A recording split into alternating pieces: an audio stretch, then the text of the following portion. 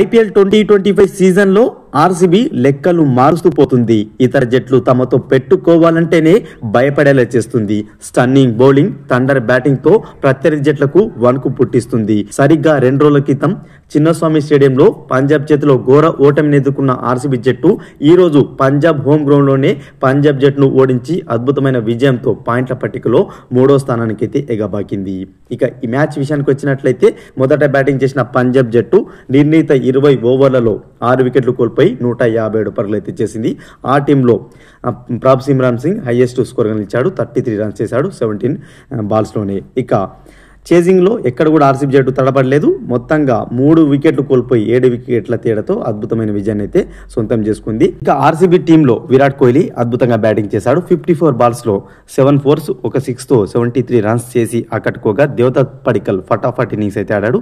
35 బాల్స్లోనే 61 runs చేస్తే 5 4s ఉన్నాయి. అదేవిధంగా 4 6s అయితే ఉన్నాయి. టోటల్గా మనకు ఆర్సీబీ జట్టు ఈరోజు 7 వికెట్ల తేడాతో ఘన విజయాన్ని సొంతం చేసుకుని పాయింట్ల పట్టికలో 3వ స్థానానికి అయితే ఎగబాకింది. అయితే ఈ సీజన్లో ఆర్సీబీ జట్టు 8 మ్యాచ్లు ఆడగా 3 మ్యాచ్లు హోమ్ గ్రౌండ్ వేదిక ఆడితే 3 మ్యాచ్లు ఓడిపోయింది. మిగిలిన 5 మ్యాచ్లు ప్రత్యర్థి జట్ల హోమ్ గ్రౌండ్లో ఆడితే ఆ 5 మ్యాచ్లు కూడా విజయం సాధించి సరికొత్త రికార్డును అయితే క్రియేట్ చేస్తూ పోతుంది.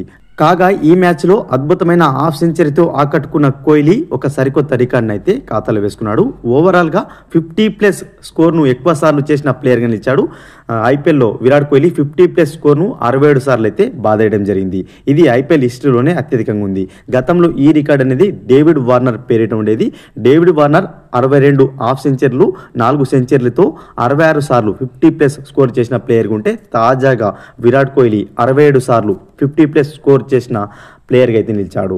ఫ్రెండ్స్, ఈ వీడియో కనుక నచ్చినట్లయితే లైక్ చేసి షేర్ చేయండి. మరొక ఇంట్రెస్టింగ్ ఐపీఎల్ అప్డేట్తో మీ ముందు ఉంటాను ఫ్రెండ్స్.